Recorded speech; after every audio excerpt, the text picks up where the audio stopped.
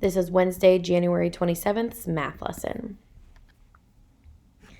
This is our objective for today. I can compare fractions using multiple strategies. We've used 4 different strategies to compare fractions. Yesterday, we learned about using our benchmark fractions. The benchmark fraction that we typically use in order to help compare fractions is 1/2, because this is the easiest fraction to help visualize inside our head. We also learned about the rules when it comes to fractions with common numerators and fractions that have common denominators. And we've also used number lines to help us compare fractions. So the instructions here tell me to identify which fraction is greater and to use the rule with common numerators to help me solve. So I see my fractions here are 3/6 and 3/4. I notice that they both have the same numerator, so the rule here is kind of backwards. The fraction with the larger denominator, if we have same numerators, is actually the smaller fraction. Here my greater fraction is 3/4. If you think about it, I have 2 cakes. My first cake is split into 6 pieces. Those pieces are not very big, and I ate 3 of them, but on my second cake, I have 4 pieces. Since I have less pieces, that actually means my pieces are bigger. So just because my denominator is larger doesn't necessarily make it the larger fraction. This is the rule that's somewhat flip-flopped. The next example, I want to identify which fraction is greater, but this time I'm going to use a number line to solve. So I see I have 4/8 and 5/6 that I'm comparing here. First, I'm going to identify where 4/8 is on the number line, and I see it's right here. Then I'm going to identify 5/6 on the number line. I see that it's right there. And we learned on Monday that the fraction that is closer to the right is actually our larger fraction. So in this case, 5/6 is my larger fraction. You can see on the number line as well that 5/6 is very close to 1 whole. So that also tells us that that is the larger fraction.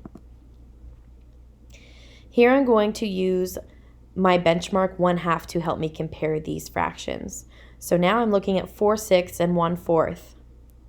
I can see easily from the picture down below here that represents 4/6, that is larger than 1/2. I can also see from the picture that represents 1/4 that that is less than 1/2.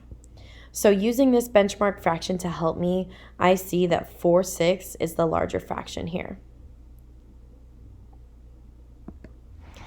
Finally, I'm going to identify which fraction is greater by using the rule with common denominators. So here I have the same denominator. I'm looking at 5/6 and 4/6. And the rule here is when you have the same denominator, the fraction with the larger numerator is the larger fraction. So in this instance, my larger fraction is 5/6. Again, if we think about food, I have a cake, 2 cakes that are split into 6 pieces.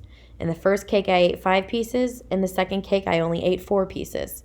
So it makes more sense to say that 5/6 is my larger fraction. I ate more of that first cake.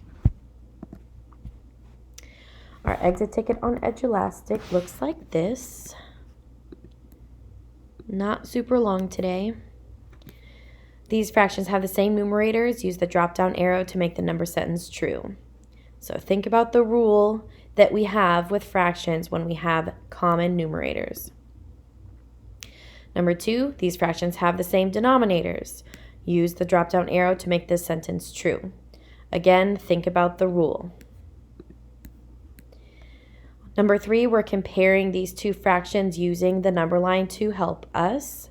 Again, drop down arrow to say, is it greater than, less than, or equal to? And finally, number 4, we're using this 1/2 benchmark fraction to help us compare these 2 fractions down below.